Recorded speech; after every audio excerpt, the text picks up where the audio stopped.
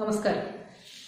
ഇന്ന് നമ്മൾ ഡിസ്കസ് ചെയ്യാൻ പോകുന്നത് രണ്ട് പാരലൽ കണ്ടക്ടേഴ്സിലൂടെ കറണ്ട് ഫ്ലോ ചെയ്യുമ്പോൾ അവർക്കിടയിൽ അനുഭവപ്പെടുന്ന ഫോഴ്സിനെ കുറിച്ചാണ്. നമുക്കറിയാം, ഒരു കറണ്ട് ക്യാരിയിങ് കണ്ടക്ടർ ഒരു മാഗ്നറ്റിക് ഫീൽഡിൽ കൊണ്ടുവച്ചാൽ അതിന് എക്സ്പീരിയൻസ് ചെയ്യുന്ന മാഗ്നറ്റിക് ലോറന്റ് ഫോഴ്സിനെ കുറിച്ച് നമ്മളിത് പഠിച്ചിട്ടുണ്ട്. Magnetic Lorentz force F is equal to I into L cross B ആണ്. അതായത് I എന്ന് പറയുന്ന ഒരു കറണ്ട് ക്യാരി ചെയ്യുന്ന ഒരു കണ്ടക്ടറിനെ നമ്മളൊരു എക്സ്റ്റേണൽ മാഗ്നറ്റിക് ഫീൽഡിൽ കൊണ്ടുവച്ചാൽ അതിനൊരു മാഗ്നറ്റിക് ലോറന്റ് ഫോഴ്സ് എക്സ്പീരിയൻസ് ചെയ്യും. And that will be equal to this, അല്ലേ? ഇനി നമുക്കറിയാം, ഈ എല്ലും ബിയും പെർപെൻഡിക്കുലർ ആണ്. F will be equal to ILB ആയിരിക്കും. ഓക്കെ, ഇനി നമുക്ക് ഇങ്ങോട്ട് വരും. ഇവിടെ P എന്നും Q എന്നും പറയുന്ന രണ്ട് സ്ട്രെയിറ്റ് കണ്ടക്ടേഴ്സ് ഉണ്ട്. ഇവ പാരലൽ ആയിട്ടാണ് ഇരിക്കുന്നത്. ഇവയ്ക്കിടയിലുള്ള ഡിസ്റ്റൻസ് ആണ് D. ഇൻഫിനിറ്റ്ലി ലോങ് ആണ് ഇവ രണ്ട്. പിയും ക്യൂവും ഇൻഫിനിറ്റ്ലി ലോങ് ആണെന്നാണ് നമ്മൾ ഇമാജിൻ ചെയ്യുന്നത്. ഓക്കെ, അപ്പൊ നമുക്ക് നോക്കാം. ഈ P എന്ന കണ്ടക്ടറിലൂടെ I1 എന്ന കറണ്ട് ഫ്ലോ ചെയ്യുന്നുണ്ട്, ക്യൂവിലൂടെ I2 എന്ന കറണ്ട് ഫ്ലോ ചെയ്യുന്നുണ്ട്. ഇനി Pയിലൂടെ I1 എന്ന് പറയുന്ന കറണ്ട് ഫ്ലോ ചെയ്യുന്നത് കാരണം Pക്ക് ചുറ്റും ഒരു മാഗ്നറ്റിക് ഫീൽഡ് ഫോം ചെയ്യുന്നുണ്ട്. ഈ മാഗ്നറ്റിക് ഫീൽഡിലാണ് രണ്ടാമത്തെ കണ്ടക്ടർ Q ഇരിക്കുന്നത്. അതായത് ഒരു കറണ്ട് ക്യാരിയിങ് കണ്ടക്ടറായ Q ഒരു മാഗ്നറ്റിക് ഫീൽഡിലാണ് ഇരിക്കുന്നത്. അപ്പൊ അതിന് ഒരു മാഗ്നറ്റിക് ലോറന്റ് ഫോഴ്സ് ഫീൽ ചെയ്യും. അതുപോലെ തന്നെ Q എന്ന കണ്ടക്ടറിലൂടെ I2 എന്ന കറണ്ട് ഫ്ലോ ചെയ്യുന്നത് കാരണം അതിനു ചുറ്റും ഒരു മാഗ്നറ്റിക് ഫീൽഡ് ഫോം ചെയ്യുന്നുണ്ട്. ആ മാഗ്നറ്റിക് ഫീൽഡിലാണ് P എന്ന കണ്ടക്ടർ ഇരിക്കുന്നത്. അതുകൊണ്ട് Pക്കും ഒരു ഫോഴ്സ് ഫീൽ ചെയ്യുന്നുണ്ട്. ഓക്കെ, ഇനി നമുക്കറിയാം, ഈ കറണ്ട് ക്യാരിയിങ് കണ്ടക്ടറിന് ചുറ്റും ഫോം ചെയ്യുന്ന മാഗ്നറ്റിക് ഫീൽഡ് അതിന് ചുറ്റുമായിരിക്കും. അതായത് Pയും Qയും ഇരിക്കുന്നത് ഈ പ്ലെയിനിലാണെങ്കിൽ ഈ പ്ലെയിനിന് പെർപെൻഡിക്കുലർ ആയിട്ടായിരിക്കും ആ മാഗ്നറ്റിക് ഫീൽഡ് ഫോം ചെയ്യുന്നത്. അപ്പൊ അതുകൊണ്ട് എല്ലും ബിയും പെർപെൻഡിക്കുലർ ആണ്. നമുക്ക് എഴുതാൻ കഴിയും F is equal to ILB എന്ന് പറയുന്ന മാഗ്നറ്റിക് ലോറന്റ് ഫോഴ്സ് ആണ് ഇവയ്ക്ക് രണ്ടിനും ആപ്ലിക്കബിൾ ആയിട്ടുള്ളത്. ഇനി നമുക്ക് അത് എത്രയാണെന്ന് കാൽക്കുലേറ്റ് ചെയ്യാം. ഇപ്പൊ ഞാൻ നേരത്തെ പറഞ്ഞു, പിയും ക്യൂവും ഇൻഫിനിറ്റ്ലി ലോങ് കണ്ടക്ടേഴ്സ് ആണ്. അതുകൊണ്ട് അവയുടെ ലെങ്ത് നമ്മൾ നോക്കുന്നില്ല, പകരം ഫോഴ്സ് പെർ യൂണിറ്റ് ലെങ്ത് ആണ് കാൽക്കുലേറ്റ് ചെയ്യുന്നത്. Force per unit length on Q ആണ് നമ്മൾ ആദ്യം നോക്കുന്നത്. ക്യൂവിൽ എക്സ്പീരിയൻസ് ചെയ്യുന്ന force per unit length, that will be equal to, ഇതാണ് നമ്മുടെ equation, F is equal to ILB. ഇവിടെ I എന്ന് പറയുന്നത് Q ആണ് നമ്മുടെ കണ്ടക്ടർ, അതിലൂടെ ഫ്ലോ ചെയ്യുന്ന കറന്റ് I2 ആണ്, ഇൻറ്റു L ഞാൻ പറഞ്ഞു ഫോഴ്സ് പെർ യൂണിറ്റ് ലെങ്ത് ആണ് നമ്മൾ എടുക്കുന്നത്. ഇതിന്റെ മൊത്തം ലെങ്ത് നമ്മൾ നോക്കുന്നില്ല, ഇതിലെ 1 മീറ്റർ ലെങ്ത് മാത്രമാണ് നമ്മൾ നോക്കുന്നത്. So L is equal to 1 into B എന്ന് പറയുന്നത് P എന്ന കണ്ടക്ടർ ഫോം ചെയ്യുന്ന മാഗ്നറ്റിക് ഫീൽഡിലാണ് Q ഇരിക്കുന്നത്. സോ B ഫോം ചെയ്യുന്ന മാഗ്നറ്റിക് ഫീൽഡ്, ഈ P എന്ന കണ്ടക്ടർ ഫോം ചെയ്യുന്ന മാഗ്നറ്റിക് ഫീൽഡ് എത്രയാണോ അതാണ് അവിടുത്തെ B, അല്ലെ? ഒരു കറണ്ട് ക്യാരിയിങ് കണ്ടക്ടർ D എന്ന് പറയുന്ന ഡിസ്റ്റൻസിൽ ഫോം ചെയ്യുന്ന മാഗ്നറ്റിക് ഫീൽഡ് എത്രയാണ് എന്ന് കാൽക്കുലേറ്റ് ചെയ്യാൻ നമ്മുടെ കയ്യിൽ ഇക്വേഷൻ ഉണ്ട്. ഇത് നമ്മൾ ആംപിയർ സർക്യൂട്ടൽ തിയറം ഉപയോഗിച്ച് കണ്ടുപിടിച്ച ഇക്വേഷനാണ്. ഒരു സ്ട്രെയിറ്റ് കണ്ടക്ടറിൽ നിന്ന് D എന്ന് പറയുന്ന ഡിസ്റ്റൻസിൽ അത് ഫോം ചെയ്യുന്ന magnetic field will be equal to μ0I divided by 2π. അപ്പൊ ആ ഇക്വേഷൻ ഉപയോഗിച്ച് നമുക്ക് P എത്ര മാഗ്നറ്റിക് ഫീൽഡ് ആണ് ക്യൂവിൽ ഫോം ചെയ്യുന്നത് എന്ന് കണ്ടെത്താം. അപ്പൊ നമുക്ക് കിട്ടും μ0, കറണ്ട് എന്ന് പറയുന്നത് Pയിലൂടെ ഫ്ലോ ചെയ്യുന്ന current, that is I1 divided by 2π D. And this is equal to μ0 divided by 2π I1 I2 divided by dm. അപ്പൊ നമുക്ക് ക്യൂവിനെ എക്സ്പീരിയൻസ് ചെയ്യുന്ന ഫോഴ്സിന്റെ മാഗ്നിറ്റ്യൂഡ് കിട്ടി. ഇനി നമുക്ക് അതിന്റെ ഡയറക്ഷൻ കണ്ടുപിടിക്കാം. ലോറന്റ് ഫോഴ്സിന്റെ ഡയറക്ഷൻ കണ്ടുപിടിക്കാൻ നമ്മൾ ഉപയോഗിക്കാറ് ഫ്ലെമിങ്സ് ലെഫ്റ്റ് ഹാൻഡ് റൂൾ ആണ്. അപ്പൊ ഇവിടെ നമുക്ക് ഫ്ലെമിങ്സ് ലെഫ്റ്റ് ഹാൻഡ് റൂൾ ഉപയോഗിച്ച് അതിന്റെ ഡയറക്ഷൻ കണ്ടുപിടിക്കാം. അതിനു മുമ്പ് ഇവിടുത്തെ മാഗ്നറ്റിക് ഫീൽഡിന്റെ ഡയറക്ഷൻ എങ്ങോട്ടാണ് നമുക്ക് നോക്കാം. നോക്കൂ, ഈ കണ്ടക്ടറിലൂടെ കറണ്ട് ഇങ്ങനെ ഫ്ലോ ചെയ്യും. ദെൻ മാഗ്നറ്റിക് ഫീൽഡ് ലൈൻസ് ഈ പ്ലെയിനിന് പെർപെൻഡിക്കുലർ ആയിരിക്കും എന്ന് പറഞ്ഞു. പ്ലെയിനിന് പെർപെൻഡിക്കുലർ ആയിട്ടുള്ള മാഗ്നറ്റിക് ഫീൽഡ് ലൈൻസിലൂടെ ഇങ്ങനെയാണ് കറണ്ട് ഫ്ലോ ചെയ്യുന്നത്. അത് നോക്കാൻ നമുക്ക് റൈറ്റ് ഹാൻഡ് ഗ്രിപ്പ് റൂൾ ഉണ്ട്. കറണ്ട് ഡയറക്ഷൻ ഇങ്ങനെ പിടിച്ചു ദെൻ ഇങ്ങോട്ടേക്കാണ് എന്ന് പറയുമ്പോൾ ഈ മാഗ്നറ്റിക് ഫീൽഡ് പി ഫോം ചെയ്യുന്ന മാഗ്നറ്റിക് ഫീൽഡ് ക്യൂവിലേക്ക് പെർപെൻഡിക്കുലർ ടു ദ പ്ലെയിൻ ആണ്, അത് ഉള്ളിലേക്കാണ് പോകുന്നത്. ഈ ആരോയുടെ ഡയറക്ഷൻ ഒക്കെ നിങ്ങൾക്ക് കാണാം, അത് ഉള്ളിലേക്കാണ്. കറണ്ട് അങ്ങോട്ട് മുകളിലോട്ട്. അപ്പൊ നമ്മൾ Fleming's left hand rule apply ചെയ്യാൻ പോവാണ്. നമുക്കറിയാം middle finger represents current, fore finger represents magnetic field, then thumb represents force. ഉള്ളിലേക്കാണ് മാഗ്നറ്റിക് ഫീൽഡ്, അതായത് ഇത് ഉള്ളിലേക്ക് വരണം. കറണ്ട് നിങ്ങൾക്ക് കാണാനുണ്ട് മുകളിലേക്കാണ്. ദെൻ തമ്പ് എങ്ങോട്ടാണ്? Thumb will be in this direction. Okay, അപ്പോ ക്യൂവിലുള്ള ഫോഴ്സിന്റെ ഡയറക്ഷൻ ഇങ്ങോട്ടേക്കാണ്, അതായത് അത് ക്യൂവിലേക്കാണ് പോയിന്റ് ചെയ്തിരിക്കുന്നത്. ഇനി നമുക്ക് പിയിലെ ഫോഴ്സ് നോക്കാം. Force per unit length on P. ഇതേ ഇക്വേഷൻ ഉപയോഗിച്ചിട്ട് നമുക്ക് കണ്ടുപിടിക്കാം. പിയിലെ ഫോഴ്സ് ആകുമ്പോൾ പിയിലെ കറണ്ട് I1 ആണ്. ലെങ്ത് നമ്മൾ 1 മീറ്റർ തന്നെയാണ് എടുക്കുന്നത്. ഇനി ബി ഫോം ചെയ്യുന്ന മാഗ്നറ്റിക്, അതായത് ക്യൂ ഫോം ചെയ്യുന്ന മാഗ്നറ്റിക് ഫീൽഡ് ആണ് നമുക്ക് ഇവിടെ വേണ്ടത്. ക്യൂ എന്ന കണ്ടക്ടർ പിയിൽ ഫോം ചെയ്യുന്ന മാഗ്നറ്റിക് ഫീൽഡ്. ഇതേ ഇക്വേഷൻ ഉപയോഗിച്ച് നമുക്ക് കണ്ടുപിടിക്കാം. μ0 ഇവിടെ ഇതാണ് ഫോം ചെയ്യുന്നത്. അപ്പൊ ഇവിടുത്തെ I എന്ന് പറയുന്നത് I2 ആണ്, divided by 2π.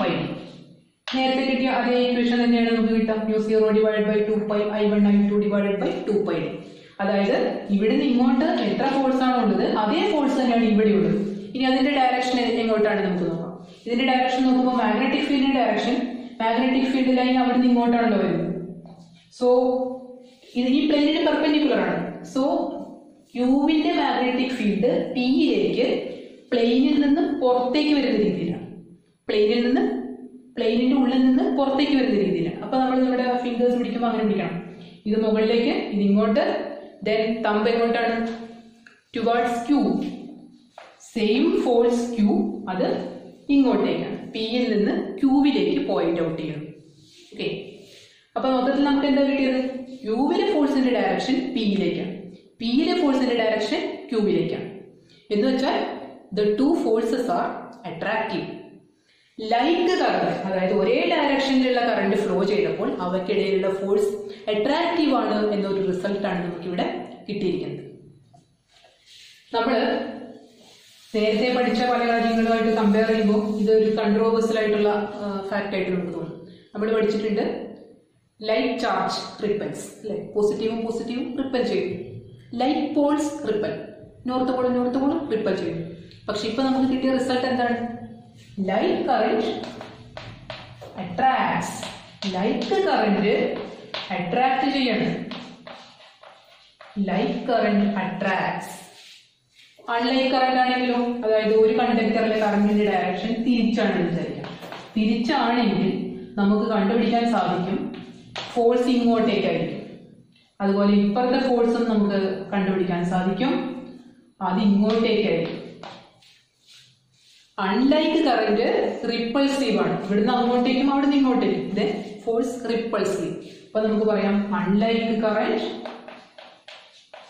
Repels.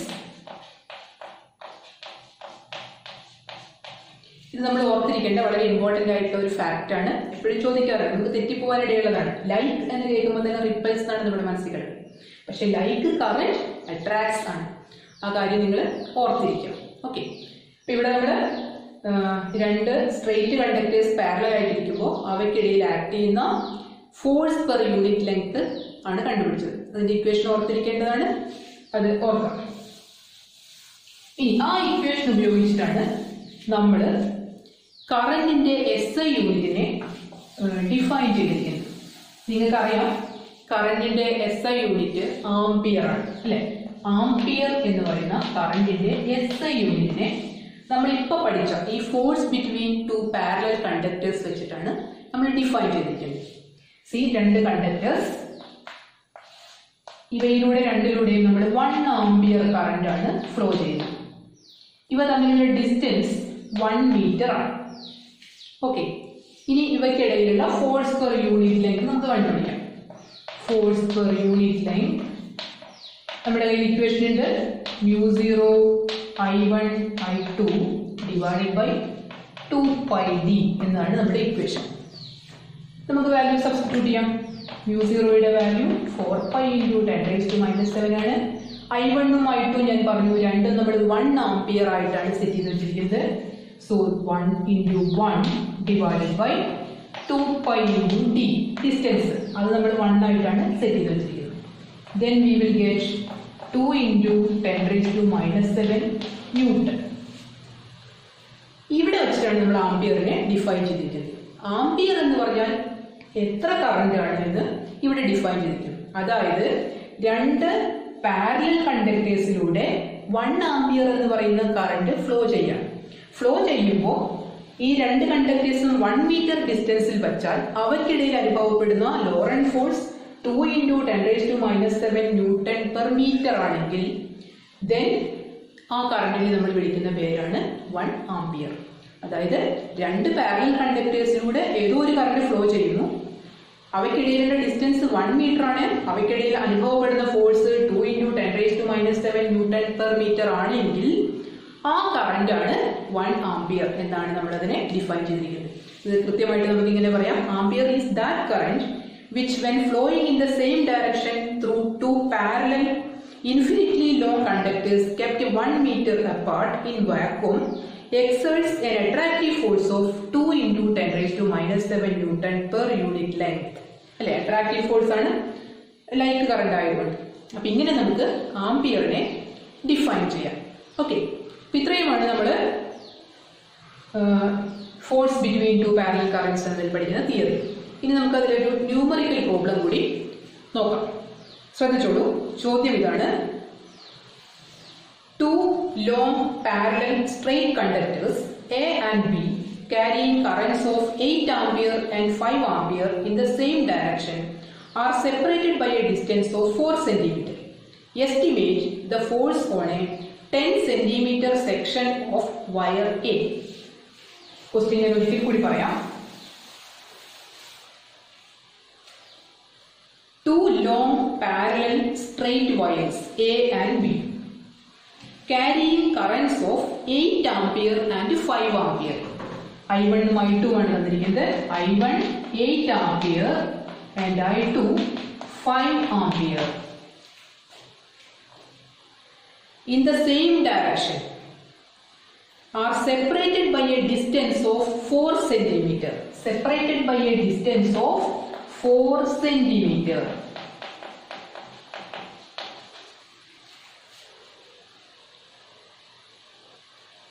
Estimate the force on a 10 cm section of wire A. ഇതാണ് ചോദ്യം. നമുക്ക് ഫോഴ്സ് പെർ യൂണിറ്റ് ലെങ്ത് കണ്ടുപിടിക്കാനുള്ള ഇക്വേഷൻ അറിയാം. ഫോഴ്സ് പെർ യൂണിറ്റ് ലെങ്ത് എന്താണ്? Force per unit length is equal to μ0 I1 I2 divided by 2πd ആണ്. ഇത് unit length. അപ്പോൾ ഒരു L എന്ന് പറയുന്ന ലെങ്ത്തിലോ യൂണിറ്റ് ലെങ്ത്തിലെ വാല്യൂവിനെ ലെങ്ത് കൊണ്ട് മൾട്ടിപ്ലൈ ചെയ്താൽ ഏത് ലെങ്ത്തിലുള്ള ഫോഴ്സ് നമുക്ക് കണ്ടുപിടിക്കാം. അപ്പോൾ force will be equal to μ0 I1 I2 divided by 2πd ഇൻറ്റു L. ഏത് ലെങ്ത്തിലാണോ ആ ലെങ്ത്തിലെ ഫോഴ്സിനെ നമുക്ക് കണ്ടുപിടിക്കാം. ഇനി വാല്യൂസ് സബ്സ്റ്റിറ്റ്യൂട്ട് ചെയ്താൽ മതി. 4π × 10⁻⁷ into 8 into 5 into L. 10 centimetre ആണ്. 10 × 10⁻². 4.1 10 × 10⁻² divided by 2π into 4 into 10⁻². And this is equal to 2 into 10⁻⁵ newton. ഇവിടെ നമ്മൾ പെർ മീറ്റർ എഴുതേണ്ട കാര്യമില്ല, കാരണം ഇത് 10 സെന്റിമീറ്റർ ലെങ്തിലെ ഫോഴ്സ് ആണ്. അതേസമയം നമ്മൾ ഫോഴ്സ് പെർ യൂണിറ്റ് ലെങ്ത് ആണ് കണ്ടുപിടിക്കണമെങ്കിൽ അതിന്റെ യൂണിറ്റ് ആയിട്ട് നമ്മൾ ന്യൂട്ടൺ പെർ മീറ്റർ എഴുതാറ്. അപ്പോൾ അത് ശ്രദ്ധിക്കാം. ഇത്രയാണ് നമ്മൾ ഇന്ന് ഡിസ്കസ് ചെയ്യുന്നത്.